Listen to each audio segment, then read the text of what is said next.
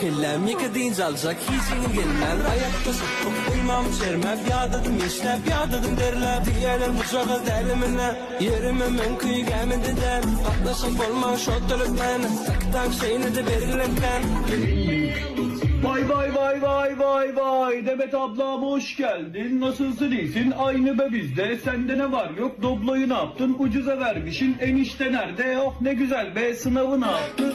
Vay vay vay vay vay vay Demet abla tu khayrati Çolani başı kodete bele Ez yubaşım kodetu zav delali Tırıbısı kussemizi Şahte valla tu ben devşeki Üstüye ve neşke haber nedenne Unte bu yemin bu Boy Pakize xala xoş gəldin. Nətərdir vəziyyət, vermir ki əziyyət. Uşaqlar neynir, işlər nətərdir? Gəl otur sən canı, çay qoyum gəlim, söhbət eyləyək. Kirayəm pulun biraz ucuz eylə, imkanım yoxdur, kasıbçılıqdır. Ev adı ilə mənə vaqon vermisən, 500 manata sən nüşdirənmisən. İşçidən ölləm, mən yatanmırəm. Pakizə xala.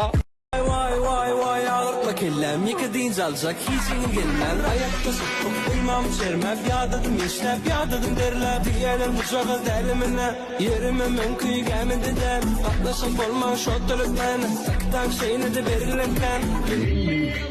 Vay vay vay vay vay vay, Demet ablam hoş geldin, nasılsın, iyisin? Aynı be bizde, sende ne var yok? Dobloyu ne yaptın, ucuza vermişin, enişte nerede? Oh ne güzel be, sınavı ne yaptın?